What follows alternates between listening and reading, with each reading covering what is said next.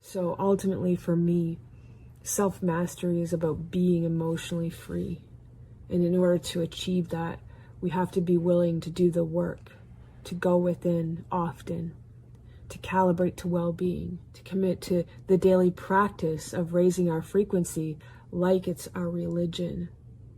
It's the only thing that matters, because if we don't do that work, then whatever we do out there isn't going to work. It might look like it's working, but trust me, it's not working. And we're seeing that right now on the world stage. And everybody wants to be saved, but I'm promising you, no one is going to save you but you.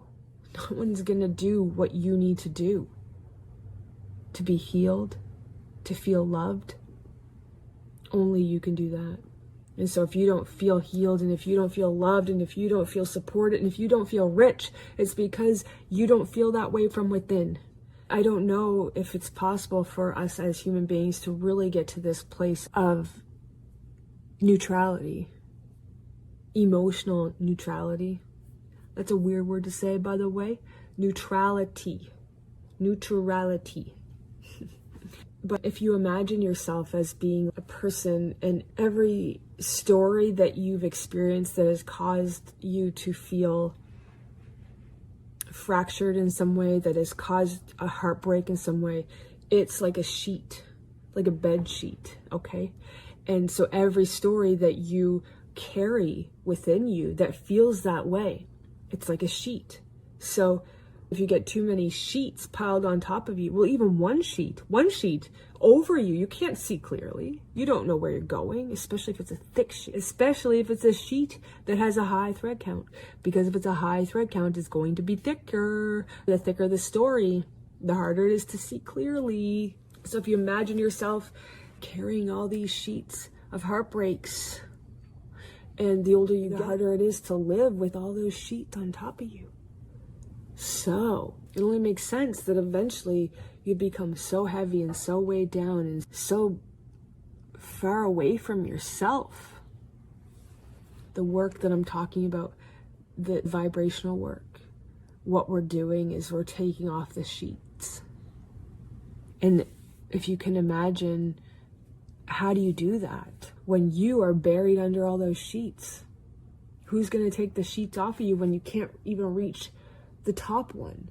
Like, how do you reach the top one when your arms are stuck and buried, like when you're buried under all these sheets? And that's why you got to ask your higher self for help. And that's what going within really does for you. It forces you to stop being who you've become, to stop letting your sheets go out there in the world and act out a role. And so when you go within, you start to tune in to something else. And it's that something else that helps you really do the work. So you're peeling the layers off, peeling the sheets off as you go through the process.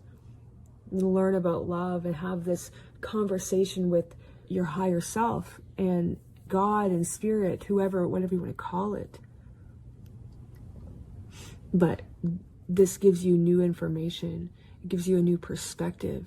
And eventually you just don't need your sheets anymore. You don't need to be that way. You don't have that heartbreak anymore because you see differently.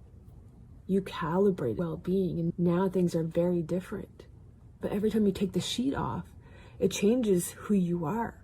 So that's why the transformation and going through this process is so hard, because it's like every time you do it, you become someone else, a different version of yourself, but it's not who you really are still. So it takes a long time to get back to who you really are, the core, your inner child, the artist, the healer, the lover. You are in there, but depending on the stories that you've collected, the stories that have broke your heart, it takes time to go through this process. And so it just feels like you're dying all the time. And eventually you just want to die because it's so hard not feeling like someone for so long.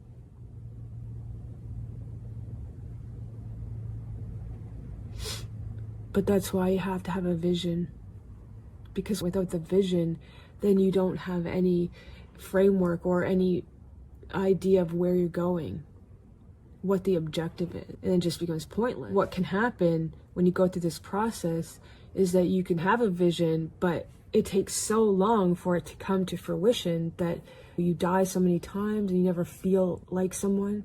Eventually you lose sight of the vision, and that's when we start to give up, and that's why a lot of people end up killing themselves. But that's not the answer. You have to know that suicide does not solve the pain inside. You're just going to end up having to do it on the other side. So we have to be willing to do it now. Do what you can now, and take your sheets off, and eventually you will fall in love with yourself. And if you can remember your vision, I can't tell you what that is, but for me, my vision was to become artist Sarah Long. So you could do the same. Whatever your name is, just put artist in front of it. And then doing the work will help you discover what kind of artist you are and what your art is. That's what happened to me anyway. You have to be willing to be open to the messages. You have to get yourself into a place, a space where you're open to receive the divine guidance, when you're able to really connect to your higher self. Faith and trust is very, very important. But eventually, I do think that we get to a place where we start to see evidence that the work is actually working. And that evidence is what helps us keep going. It's that evidence that gives us more juice. And the more juice we can fill ourselves up with, the faster we can get through this process.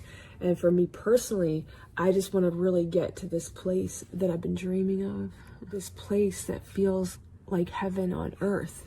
This place that has really beautiful, precise lines and shapes, really amazing layers and effects, really delicious and rich and orgasmic ideas and people and places and things. It's like this place that I envision. I just really think I'm close. I think I'm close, and that closeness, that feeling, it gives me hope, and that's what keeps me going. And so becoming artist Sarah Long and creating the Art Stories Project and all of these things make up the vision that I had. And I don't really know what it is I'm creating entirely. Like, I just have these pieces and I'm trying to put together this puzzle that I don't really know what it looks like in the end. But this is why understanding how we feel and learning to feel good and then trusting our intuition is what really helps us put the pieces together.